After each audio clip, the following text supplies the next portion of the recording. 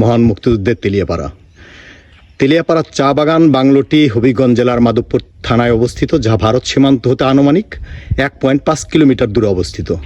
মুক্তিযুদ্ধের প্রেক্ষাপটে তেলিয়াপাড়ার ঐতিহাসিক অপরিসীম গুরুত্বসমূহ: 29 মার্চ মেজর খালেদ মোশাররফের নেতৃত্বাধীন 4 ইস্ট বেঙ্গল রেজিমেন্ট নিয়ে তেলিয়াপাড়ায় আসেন এবং চা বাগান ম্যানেজার বাংলায় প্রথম সদর দপ্তর স্থাপন করেন।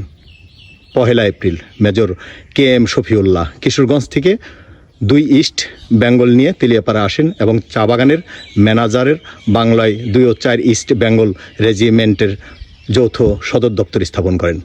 মেজর খালেদ মোশাররফ সেনা কর্মকর্তাদের তেলিয়াপাড়া আসার আহ্বান জানালে 3 এপ্রিল মেজর জিয়াউর রহমান রামগড় থেকে তেলিয়াপাড়া বাগানের ডাকবাংলোতে আসেন। 4 এপ্রিল প্রথম সেনা বৈঠক অনুষ্ঠিত হয়। এই বৈঠকে কর্নেল মোহাম্মদ আতাউল গনি উসমানীকে যুদ্ধের সর্বাধিনায়ক হিসাবে মনোনীত করে দেশ